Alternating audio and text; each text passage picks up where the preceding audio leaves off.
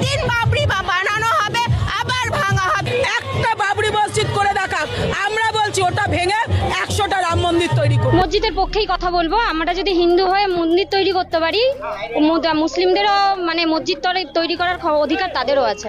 আসসালামু আলাইকুম রহমতুল্লাহ বরকত। প্রিয় বন্ধুরা, হরিণ ধরতে গেলে কিন্তু শিকারী প্রয়োজন হয়, আর সাপ ধরতে গেলে কিন্তু সাপুরের প্রয়োজন হয়। তো প্রিয় বন্ধুরা, আজকে ডেঞ্জারাস দুটি পয়েন্ট নিয়ে হাজির হয়ে গিয়েছি। প্রথম পয়েন্ট থাকবে বিজেপির যে সমস্ত নেতারা হুমায়ুন কবির যে মসজিদটি তৈরি করছে ওই মসজিদের নাম বাবরি রাখার কারণে তারা কিন্তু উস্কানিমূলক বক্তব্য দিচ্ছে। কথায় আছে না, বাপেরও বাপ থাকে। তাদের বক্তব্যগুলি নিয়ে এমন কিছু ব্যক্তি টান মেরে ছুঁড়ে ফেলে দিচ্ছে বিজেপি নেতাদের বক্তব্য, কিন্তু বিজেপির নেতারা তাদের দিকে মনের ভুলেও চোখ তুলে তাকাতে পারছে না। কিন্তু সেই ব্যক্তিগুলি কারা আপনাদেরকে আজকে দেখাবো। আর 2 নম্বর পয়েন্টটি কিন্তু আরো ডেঞ্জারাস একটি পয়েন্ট থাকবে। 2 নম্বর পয়েন্টটি, আমরা মুসলিমরা সকলেই জানি যে শেষ জামানায় দাজ্জাল এসে লক্ষ লক্ষ মুসলমানের কিন্তু ইমানকে ধ্বংস করে দেবে। ঠিক তেমনি ভাবে মমতা দিদির দুটি কাজের কারণে মুসলিম জাতি মমতা দিদিকে খুশি করার জন্য বাংলার হাজার হাজার মুসলমানের অলরেডি ইমানকে ধ্বংস করে ফেলেছে। নতুন করে তাদেরকে কলেমা পড়ে তাদেরকে ইমান আনতে হবে। কোন দুটি ভুলের কারণে হাজার হাজার মুসলমানের ইমান চলে গিয়েছে সেটি আপনাদেরকে একটা একটা করে দেখাবো। ভিডিওটি আপনারা শেষ পর্যন্ত দেখবেন, পুরো ক্লিয়ার হয়ে যাবেন ইনশাল্লাহ। তো আসেন আমরা প্রথম পয়েন্ট নিয়ে আগে আলোচনা করি। প্রথম পয়েন্ট নিয়ে আলোচনা করার আগে একটি গুরুত্বপূর্ণ বিষয় আপনাদের কাছে শেয়ার করতে চাই। ইতিপূর্বে বাবরি মসজিদ তৈরি করার জন্য স্ক্যানে, ফোনপে, পেটিএম, গুগল পেতে অলরেডি 2 দিনের ভিতরে কিন্তু 2,10,13,000 টাকা জমা হয়ে গিয়েছে। আলহামদুলিল্লাহ। আপনারা যদি মনে করেন বাড়ি বসে গুগল পে, ফোনপে, পেটিএম এর মাধ্যমে যারা 100, 200, 500, 1000 টাকা দিতে চাইছেন বাবরি মসজিদের দানের উদ্দেশ্যে, তাদেরকে আমি একটা বার্তা দিতে চাই, ঠিকঠাকভাবে যদি আপনারা না দিতে পারেন অর্থটা কিন্তু অন্য জায়গায় চলে যাবে। তো আপনারা কিভাবে দেবেন আমি A to Z আপনাদেরকে ক্লিয়ার করে দিচ্ছি। অলরেডি স্ক্রিনে আপনারা একটি ভিডিও দেখতে পাচ্ছেন, সেটি কিন্তু বাবরি মসজিদের ওখানকারই একটি ভিডিও। ওখানে আপনারা দেখুন যে এই দান বাক্সের সামনে কিন্তু স্ক্যান দেওয়া আছে। এই স্ক্যানটি আপনারা এখান থেকে স্ক্রিনশট করবেন। এখানে স্ক্রিনশট করে আপনারা ফোনপে, গুগল পে, পেটিএম যেখান থেকে খুশি আপনারা পেমেন্ট করতে পারবেন। কিন্তু সাবধান, কিছু কিছু কিন্তু চিটিংবাজ বার হয়েছে, তারা কিন্তু ভুলভাবে মানুষের কাছ থেকে টাকা তুলছে। কিভাবে তুলছে এই ভিডিওটি আগে আপনারা কয়েক সেকেন্ড দেখুন, তারপর আপনাদেরকে পুরো ক্লিয়ার করে দেবো ইনশাল্লাহ। আজ থেকে বাবরি মসজিদের চাঁদা তোলা হচ্ছে, আমি 50,000 টাকা দিব। যদি এই ভিডিওতে 20 থেকে 30 মিলিয়ন ভিউজ হয় তাহলে এই ভিডিও থেকে 30 থেকে 40,000 টাকা আসবে। কি মুসলমান ভাইরা এবং প্রবাসী ভাইরা মানবিক কাজের পাশে থাকতে পারবে না? থাকলে লাগাও ভিডিওটা উড়াধুরা শেয়ার স্টোরি। তো প্রিয় বন্ধুরা, আপনারা দেখলেন যে এই চিটিংবাজগুলি এমনভাবে বক্তব্য উপস্থাপন করছে মানুষের সম্মুখে, ভুলবশত তাদের ওই QR কোডে কিন্তু অনেকেই পেমেন্ট করে ফেলছে। কিন্তু আপনাদেরকে একটা জিনিস ক্লিয়ার করে দিচ্ছি, এই যে ছেলেটি QR কোডটা ব্যবহার করেছে এটি আমি স্ক্রিনশট মারছি। স্ক্রিনশট মেরে এটি আমি পেটিএম থেকে আপনাদেরকে দেখাচ্ছি যে কার নাম আসে। এখানে আপনারা ক্লিয়ার হয়ে গিয়েছেন, স্ক্রিনে আপনারা দেখুন এখানে কিন্তু লেখা এসেছে জিয়াউল হক। ওখানে লেখা আসবে কি বাবরি মসজিদের যে ভিডিওটির স্ক্যানটি, এই স্ক্যানটি আমি এবার স্ক্রিনশট মেরে দেখাচ্ছি আপনাদের। স্ক্রিনশট মারলাম, এটা আমি পেটিএমে আপনাদেরকে ঢুকে এখানে এবারে আমি স্ক্যান করে আপনাদেরকে দেখাবো এই QR কোডটি কি দেখায়।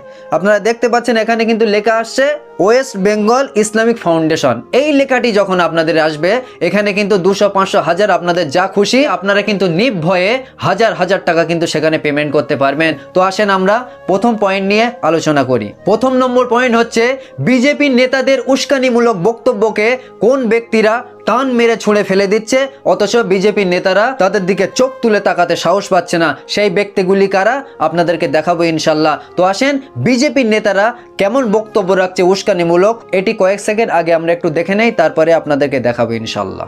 মৌলবাদীদের যে হুঙ্কার, কোন অনুমোদনের কাগজ দেখাতে পারবেন আপনি? বাবরের নাম নিয়ে আমাদের আপত্তি আছে।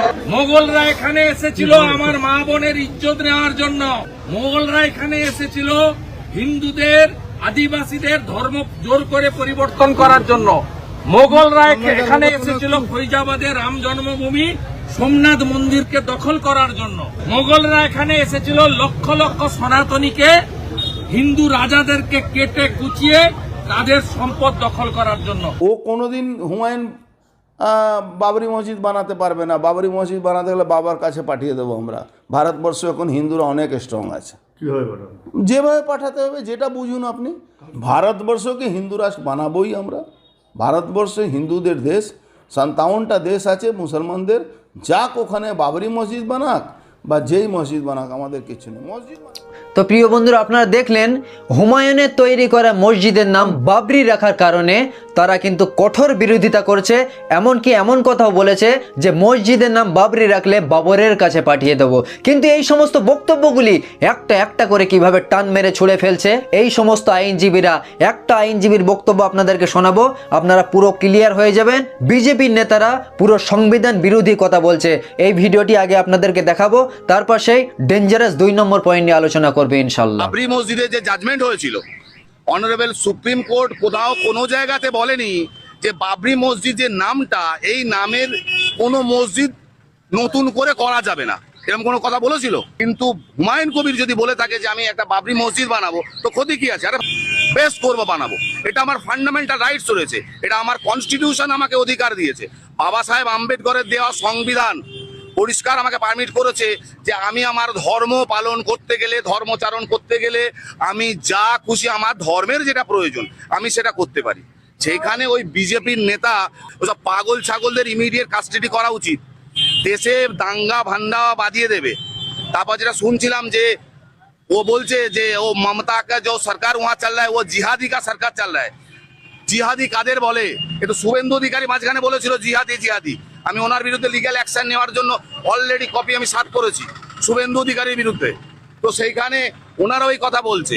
মানে এই ভারতবর্ষে মুসলিম কমিউনিটির মানুষদের, মানে যারা আছে তাদের সবাইকে একটা জায়গায় ছাবি দেওয়া হচ্ছে যে এরা হচ্ছে জিহাদি, এরা লুঙ্গিওয়ালা, এরা লুঙ্গি বাহিনী। কারো বাবার দেশে না, এটা মাথায় রাখা উচিত। বাবা সাহেব আম্বেদকরের দেওয়া দেশে, কনস্টিটিউশনের দেশে উই অল আর ইকুয়াল। এখানে হিন্দু, মুসলিম, খ্রিস্টান, জৈন, বৌদ্ধ সব ধর্মের মানুষ থাকবে এখানে। বিজেপির লিডাররা চাইছে হিন্দু রাষ্ট্র করব, একদম পাতি বাংলা। শুভেন্দু মাথা পাগল টাগল হয়ে গেছে। এক কাজ করুন, আপনাদের মিডিয়ার মধ্যে বলছি যে আপনি এক কাজ ভালো একটা সাইকিয়াট্রিস্ট দেখান। আমাদের উলুবেড়িয়াতে বড় বড় সাইকিয়াট্রিস্ট আছে, ডাক্তার, টাকা পয়সা সব আমি খরচা করবো। ওকে নিয়ে আসুন, গিয়ে চিকিৎসা করায় আগে। ওর ব্রেন ট্রেন খারাপ হয়ে গেছে শুভেন্দু অধিকারী। ফলে কোনো কাজের কাজ কিছু হবে না।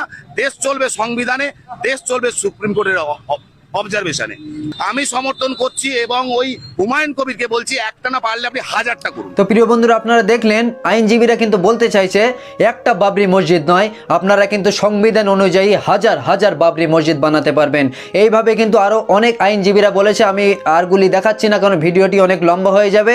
কিন্তু এই সমস্ত আইনজীবীদের বিরুদ্ধে বিজেপির কোনো নেতারা কিন্তু চোখ তুলে তাকাতে পারছে না। কারণ এদের বিরুদ্ধে যদি চোখ তুলে তাকায়, এদের বিরুদ্ধে যদি লড়তে যায়, ওরা জানে যে ওদের জেলের ভাত খেতে হবে। তো প্রিয় বন্ধুরা, আসেন আমরা গুরুত্বপূর্ণ সেই 2 নম্বর পয়েন্ট নিয়ে আলোচনা করি। 2 নম্বর পয়েন্টটি হচ্ছে মমতা দিদির কোন দুটি কাজের জন্য বাংলার হাজার হাজার মুসলমান কিন্তু নিজের ইমানকে ধ্বংস করে ফেলেছে শুধুমাত্র মমতা দিদিকে খুশি করার জন্য। প্রথম নম্বর কারণ হচ্ছে, আপনারা সকলেই জানেন, দীঘার জগন্নাথ মন্দিরের প্রসাদ রেশনের মাধ্যমে কিন্তু প্রতিটা বাড়ির দুয়ারে দুয়ারে পৌঁছে দিয়েছে আমাদের রাজ্য সরকার, মমতা বন্দ্যোপাধ্যায়। অনেক মুসলমান কিন্তু না জেনে এই প্রসাদটাকে খেয়ে ফেলে নিজের ইমানকে ধ্বংস করে ফেলেছে। এখানে যে সমস্ত হিন্দু ভাইয়েরা এই ভিডিওটি দেখছেন, তাদেরকে উদ্দেশ্য করে আমি একটি কথা বলতে চাই। আপনারা যেন ভাববেন না যে আপনাদের এই প্রসাদকে আমরা অসম্মান করছি। আপনাদের প্রসাদকে কিন্তু আমরা অসম্মান করছি না।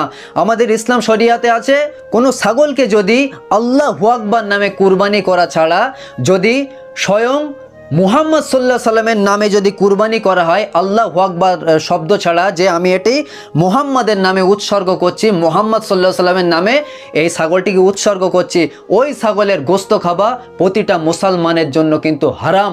কারণ কোনো ব্যক্তির নামে কিন্তু কোনো জিনিস উৎসর্গ করা জিনিস আমাদের ইসলাম শরিয়াতে খাওয়া জায়েজ নেই। যেখানে স্বয়ং নবী মুহাম্মদ সাল্লাল্লাহু আলাইহি সাল্লামের নামে উৎসর্গ করা জিনিস মুসলমান খেতে পারে না। প্রসাদ খাওয়া তো অনেক দূরের ব্যাপার। তো যে সমস্ত হাজার হাজার মুসলমান শুধুমাত্র মমতা দিদিকে খুশি করার জন্য ওই প্রসাদ খেয়েছিলেন, ইমিডিয়েটলি আপনারা কলেমা পড়ে নতুন করে আপনাদের ঈমান আনেন। তো আসেন, মমতা দিদির আরো একটি কাজের কারণে পশ্চিম বাংলার হাজার হাজার মুসলমান নিজের ঈমানকে ধ্বংস করেছে। সেই কাজটি দেখতে হলে এই ভিডিওটি আমাদের 5 থেকে 10 সেকেন্ড আগে আমাদের দেখে নিতে হবে।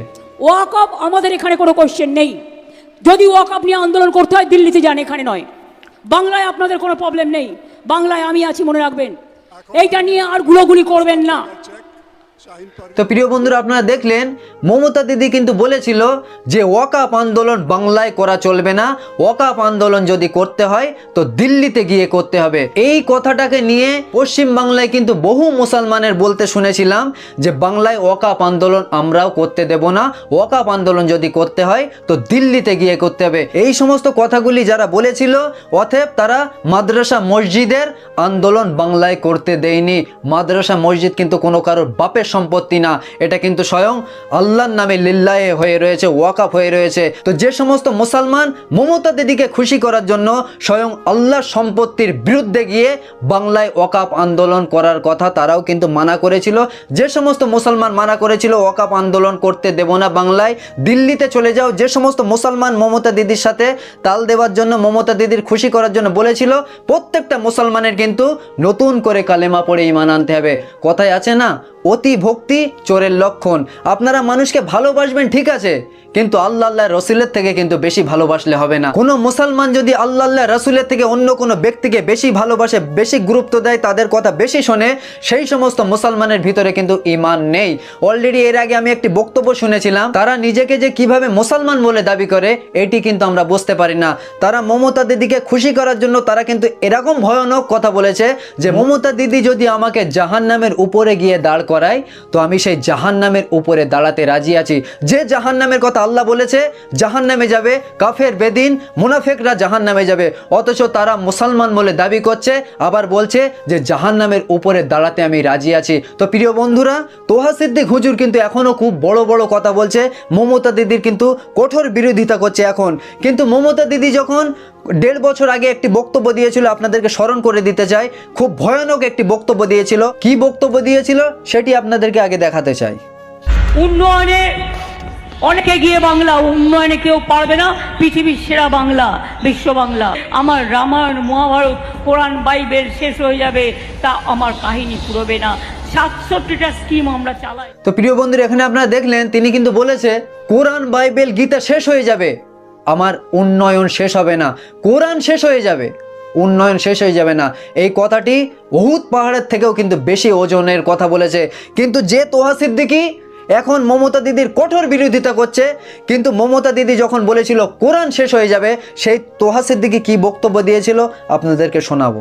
মুখ্যমন্ত্রী কোরআন বাইবেল সব মুছে যাবে, ওনার উন্নয়ন মুছবে না, এটা উনি ভুল বলেছেন।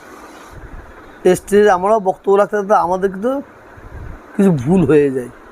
আমি মনে করি এটা স্লিপ অফ টান হতে পারে, কথার মাঝে স্পিডে বেরিয়ে যেতে পারে। তো প্রিয় বন্ধুরা, আপনারা দেখলেন যে তোহা সিদ্দিক কিন্তু তখন বলেছিল মমতার দোষটাকে ঢাকার জন্য, তিনি কিন্তু বলেছে যে এটি মমতা দিদির ভুলবশত স্লিপ অফ টান হতে পারে। এই কথাটি উনি কেন বলল?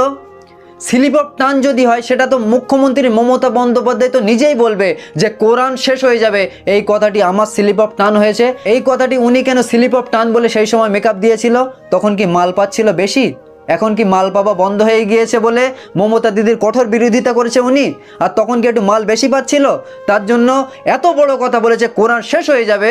উনি একবারও বলল না মমতা দিদিকে যে মুখ্যমন্ত্রী মমতা বন্দ্যোপাধ্যায়কে আমি বলতে চাই যে আপনি অনেক বড় একটা কথা বলে ফেলেছেন, আপনার মুখ ফসকে একটি বড় কথা বেরিয়ে গিয়েছে, ওই কথাটির জন্য মুসলিম জাতির কাছে আপনার ক্ষমা চাইতে হবে। এই কথা কিন্তু একবারের জন্য উনি বলিনি, হয়তো তখন একটু মাল বেশি পাচ্ছিল। তো প্রিয় বন্ধুরা, আপনারা জানেন যে আমরা কিন্তু কোনো রাজনীতির দালালি করি না, কিন্তু কোনো ব্যক্তি বা কোনো নেতা মন্ত্রীর দ্বারা যদি আমার ইসলামের কোনো ক্ষতি হয় তো আমরা যারা নিরপেক্ষ মুসলিম জাতি আছি আমরা কিন্তু ছেড়ে কথা বলবো না। তো প্রিয় বন্ধুরা, এই ছিল আজকের ইম্পর্টেন্ট গুরুত্বপূর্ণ ভিডিওটি ভালো লাগলে অবশ্যই একটি লাইক দিবেন, আর আপনাদের বন্ধুদের নিকটে বেশি বেশি ভিডিওটি শেয়ার করে ইসলাম প্রচারে হাত বাড়িয়ে দিন।